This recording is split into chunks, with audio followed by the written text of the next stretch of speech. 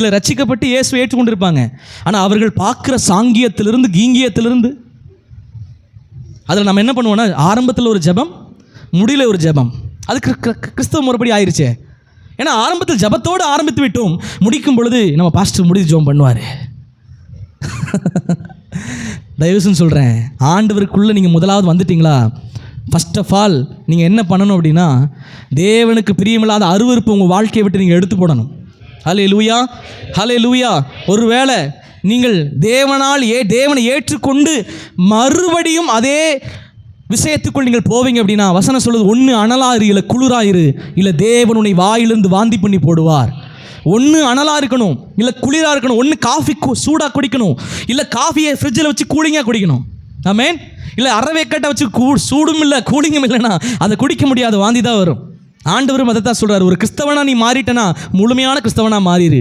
இல்லை என்றால் பாகால் தான் தெய்வம்னா பாகாலுக்கே நீ தயவு கூர்ந்து போயிடுவாயாக என்று ஆண்டவர் சொல்லுகிறார். ஆமென். பாகால் தெய்வமான தேவன் தெய்வமானால் நீ தேவனை உண்மையாக தேடு. பாகால் தெய்வமானால் பாகால் இடத்துல நீ போய்விடு. ஆமென். அந்த வைராக்கியம் இல்லாத கிறிஸ்தவர்கள், நீ கிறிஸ்தவர்களை வாழ்ந்து ஒரு பிரயோஜனமும் இல்லை.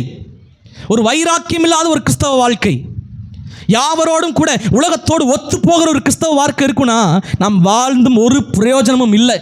ஒரு பாஸ்டர் சொன்ன மாதிரி பிசாசோட பேட்டிங் மாதிரி பிசாசோட நம்ம டீல் வச்சுருக்கிறோம். நீ சர்ச்சுக்கும் போய்க்கோமா, இதுக்கு வந்துக்கோமா, ஒன்று ஆற்றுல நில்லுமா இல்லை சேத்துல விழுந்துருமா.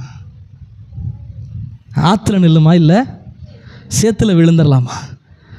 ஒன்று இல்லை ஆறு இல்லை சேரு, இல்லை ஆறு இல்லை சேரு.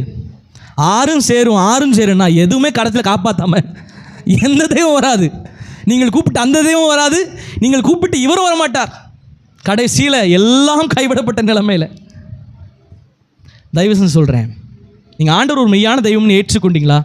அவரை நீங்கள் ருசிச்சிங்களா? ருசிக்காமல் நீங்கள் ஏற்றுக்கொள்ளாதீங்க. ஏதோ அவங்க சொன்னாங்க அற்புதத்திற்காக விடுதலைக்காக இயேசுவை ஏற்றுக்கொள்ள வேண்டாம். எனக்கு அற்புதம் செய்ய வேண்டும் என்பதற்காக நீங்கள் ஜெபிக்க வேண்டாம்.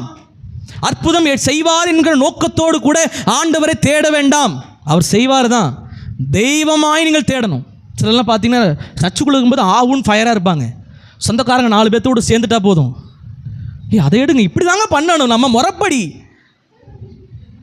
ஆண்டெல்லாம் நம்மளை அடிக்காமல் வச்சிருக்கிறாரு, நம்ம முறைப்படி இப்படி தாங்க பண்ணணும்.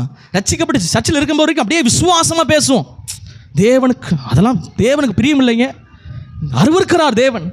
அதெல்லாம் ஐயோ இதெல்லாம் அருவருப்புன்னு சொல்லுவோம். ஆனால் 4 சொந்தக்காரங்க கூட சேர்ந்துட்டு ஒரு கல்யாணம், ஒரு மொட்டை அடிக்கிறது, ஒரு வளகாப்பு ஒன்று வந்துருச்சுன்னா போதும், அன்றைக்கி நம்ம கிறிஸ்தவனுடைய உண்மையான கிறிஸ்தவன் நடைமுறை வெளியே வரும். அன்றைக்கி நம்ம கிறிஸ்தவனாக இருப்போங்கிறது அன்றைக்கி நம்ம தெரியும். என்றைக்கு ஒரு ஃபங்க்ஷன் நடக்கும்போது நம்ம கூட இருப்போம் பாருங்கள், அன்றைக்கி நம்ம வேறு பிரிக்கப்பட்டவர்களாக இருக்கிறோமா இல்லை உலகத்தோடு ஒத்துருக்கிறோமான்னு எப்போ தான் தெரியும்? அவர்களோடு கூட சேர்ந்து சில விஷயங்களை பண்ணும்போது தான் தெரியும். ரட்சிக்கப்பட்ட ஒரு தேவ பிள்ளைனா ரட்சிக்கப்பட்டவர்கள் போல நம்முடைய நடை உடை பாவனை இருக்க வேண்டும். எல்லாத்துக்கும் காம்ப்ரமைஸ் பண்ணி பழகிட்டோன்னா எதுலேயுமே நம்ம நிற்க முடியாது. இதை சின்ன காம்ப்ரமைஸ் தாங்க, அதனால் ஒன்றும் பிரச்சனை இல்லை. இதெல்லாம் ஒரு பிரச்சனையா? தயவுசெய்து சொல்கிறேன், ரட்சிக்கப்பட்ட தேவ பிள்ளைகள் எதுக்கு இடம் கொடுக்காதீங்க. கர்த்தரையே நீங்கள் முழுசாக நம்பினா மட்டும்தான் கர்த்தரால் கிரியை செய்ய முடியும், கர்த்தரால் உங்களுக்கு அற்புதம் செய்ய முடியும். தேவ பிள்ளைகளை தயவுசெய்து சொல்கிறேன், உன் தேவனாகிய கர்த்தர் ஒருவருக்கே ஆராதனை செய்வாயாக. ஹல்லேலூயா. நாம் ரட்சிக்கப்பட்டு நாம் தேவனை ஏற்றுக்கொண்டு விட்டோம் என்றால் நாம் முதலாவது ஒரு மனசில் ஒரு விஷயத்தை வச்சுக்கொள்ள வேண்டும், முடிவு பரியந்தம் நான் நிலை நிற்க வேண்டும். இன்றைக்கி நான் சொல்கிறேன், இன்றைக்கி நீங்கள் ரட்சிப்புக்குள்ளே நிற்கிறதுல விஷயம் கிடையாது, முடிவு வரைக்கும் நீங்கள் நிற்கிறீங்கிறது இம்பார்ட்டண்ட். நான் ரட்சிக்கப்பட்டு இயேசு ஏற்றுக்கொண்டு பார்த்தேன், ஆண்டவர் ஏதாவது செய்கிறாரான்னு பார்த்தேன், கிடைக்குமான்னு பார்த்தேன், நடக்கலை, அதனால் நான் பாய் டாட்டா, இது கிறிஸ்தவ வாழ்க்கையே கிடையாது. அப்படிப்பட்டவர்கள் வழி அனுப்பி வைக்கிறேன். God bless you, God bless you. கிறிஸ்தவ வாழ்க்கையில் முடிவு பறிந்து நிலை நில்லுங்க, முடிவு பறிந்து நில்லுங்க. போராட்டமா, பாடுகளா, நெருக்கமா, நிந்தனையா, அவமானங்களா, எதையும் சகித்து கொண்டு நிற்கிறவர்கள் தான் ஒரு கிறிஸ்தவன். ஆமென். நீங்கள் பிரச்சனையும் போராட்டையும் சந்திக்க மாட்டேன் நீங்கள் நினச்சிங்கன்னா கிறிஸ்தவர்களாய் மாற வேண்டாம். தயவு செஞ்சு சொல்கிறேன், இந்த போராட்டத்தையும் இந்த பிரச்சனைகள் நாம் சந்திக்க வேண்டும். இந்த உலகம் நமக்கு எப்படி இருக்கும்? விஸ்தாலமாக இருக்காது. ஆமென். இந்த உலகம் கிறிஸ்தவனுக்கு விஸ்தாலமாக இருக்காது. பரலோகத்துக்கு போகிற பாதை குறுகலும் நெரிசலமான பாதை. அங்கே போகிற கஷ்டங்க. இந்த உலகம் உனக்கு விஸ்தாலமாக இருக்கணும்னா நீ உலகத்தின்படி வாழலாம், ஆனால் பரலோகம் போக முடியாது. நீ பரலோகம் போகணுன்னா இந்த உலகத்தில் நீ தரித்திரனாக இருப்ப, ஆனால் பரலோகத்தில் நீ ஐஸ்வர்யவானாக இருப்ப. ஹல்லேலூயா. இந்த உலகத்திலே உனக்கு தரித்திரம், பிரச்சனைகள், போராட்டம் இருக்கும், ஆனால் பரலோகத்தில் உனக்கு ஒரு மகிமை இருக்கும். போங்க பாஸ்டர், பார்க்காத பரலோகத்தில் போய் என்ன பண்ணுறது, இருக்கிறது ஒரு வாழ்க்கை, அனுபவித்து வாழ்ந்துட்டு போயிடலாம் நினைக்காத. தயவு சொல்கிறேன், இருக்கிறது ஒரு வாழ்க்கை, ஜாலியாக வாழ்ந்துட்டு போயிடலாம், யாரும் கேள்வி கேட்கக்கூடாதுன்னு நினைக்காதீங்க.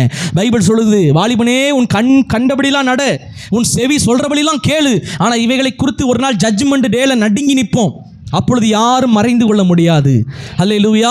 ஜட்ஜ்மெண்ட் டேல போய் எனக்கு கிருபை தாரும் என்று சொன்னால் அவர் கிருபாசனத்திலிருந்து எந்திரிச்சு நீதியின் அறையில் உட்காந்துட்டாருன்னா அங்கே கிருபைக்கே வழி கிடையாது. கிருபாசனத்தில் உட்கார்ந்துருக்க வரைக்கும் தான் நமக்கான கிருபையின் நேரம். கிருபையின் காலம் முடிந்து விட்டதுன்னா அவர் நீதி செய்கிற நியாயாதிபதியாய் மாறிவிடுவார்.